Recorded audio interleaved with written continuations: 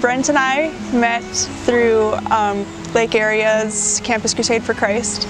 At least we kind of knew who each other was through that. And then we actually officially got introduced to each other at a different Sunday night church service in Brookings. And after that, we started talking, became Facebook friends, started talking, and I invited him to a singles-only Valentine's party. And at the time I was with a friend at a district conference for youth, and I was like, man, I don't know, should I do it? He's like, dude, what are you waiting for? Of course you gotta go. So I was like, all right. So we went, I dropped him off at his car and went over there. I was kind of nervous. He fit in pretty quickly. I felt like he was trying to talk to everyone, and he just was so nice and trying to ask everyone questions. I was probably pretty awkward. That's kind of typical of me. Later that night after he left, my friend Cassie came up to me and she said, oh my goodness, Brent was so awkward around you. He just kept asking you all the questions. He would not hardly even talk to anyone else. And I was kind of surprised because I didn't think he was like that. But I guess turns out maybe he was starting to try to get to know me at that point. So, was it love at first sight? Oh, I would say, I don't think it was quite love at first sight. It was definitely interested at first sight. I think it came pretty quickly after we got to know each other. Not quite. I think that very soon after it was, but right away I think that I was just trying to see the kind of person that she was and her values and morals. And then for our first date, he came out to my apartment and he came and picked me up. Just a complete gentleman, kind of swept me off my feet right away. Opened the door for me. It was February, it was pretty cold. He had the car all warmed up and heated seats turned on. Yeah, opened doors for me. And then when we went to sit down and after we got our food, he asked if he could pray for the meal, and I definitely knew that he was a keeper at that point. So the day after our first date, about a week later, I asked her if she would like to go out on another date, and it just happened to be her birthday, and so I thought, well, let's do something special. So I took her ice skating for a little bit, which was pretty embarrassing because I'd never done that before. And then after that, I asked her if she would like to just drive around for a bit, and she hesitated a little bit. I really second-guessed myself when I almost didn't ask, but I said a quick prayer and then went for it. And then said, okay. And as we were driving around, I just asked if she would like to be my girlfriend, and she said yes. So we had been dating for about a month and a half, and it was about the time of April Fool's Day, and Elissa thought that it would be funny if she bought a fake ring and texted all her parents and family and was like, guess who just got engaged? I had no control in that. I was against the idea, but I decided to go along with it. I think Josh and Hannah and Mom kind of had a big conference call going for a little bit. But I think they figured it out probably the next day that it was April Fool's joke. Another adventure in our relationship that happened was we were playing spoons one night with a bunch of friends at college. And if you ever talk to Elissa or hear anything from her, it's not my fault if she is slower than I am. He is cutthroat at spoons. She can't hold on to spoons right away.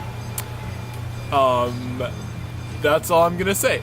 There was like one left and we realized it, and he like grabbed it, like threw it across the room, and he held me back from trying to get it. It was just a mess. Was when I took her to a Twins game, and we were sitting up in the seats way up top, and we decided to get something to eat, and she just happened to be wearing some bright white pants that day, and then she spilled almost an entire bottle of ketchup on her pants. And for someone that spills a little bit more than me, that kind of sealed the deal right there. Made me feel a little bit better about myself. So. He took me to a Twins game in Minnesota, so we had a long car ride, lots of times to talk. And also the next day he took me to one of his friends' piano recitals, and a long drive, lots of time to talk. And I just remember so clearly we were driving back home, and that was the first time we brought up the M word of marriage. And we just kind of decided that, yeah, we're in this to be serious about it, and that we're gonna continue with the, plan of marriage. And that was the moment that I definitely knew that I could see myself with this man forever. When I knew that Elissa was the one for me, we were driving back. We had just spent 2 days together, and we were driving back from Grand Forks, and it was about a 3-hour car ride, and we had a lot of time to just talk to each other and to get to know each other a little bit more. And I think I was visibly shaking at the moment, but I muttered out the words marriage at one point, and at that point I think we both knew that we were in this for the Lord and for what He has planned as dating and marriage. And so that's when I knew that I wanted to marry her. I wish I knew you way back when, before you were part of my plans. I think that we would have been friends. Someday in October, I think, that I decided to surprise Elissa in a trip to Sioux Falls, and I surprised her even more by taking her ring shopping. And we just kind of went and looked around. And she was really excited and said a whole bunch of things and talked about all these different styles of rings, and I probably don't remember any of them. But then she told me the task if I were to get a ring for her that she doesn't want to pick it out, and she wants me to, which was very terrifying, because what if I get the wrong one? What if I don't know if they size them? I don't know if the diamond's too small. I don't want to be cheap. I don't want to be too expensive. But ultimately, I had a good friend go down with me to Sioux Falls twice, actually.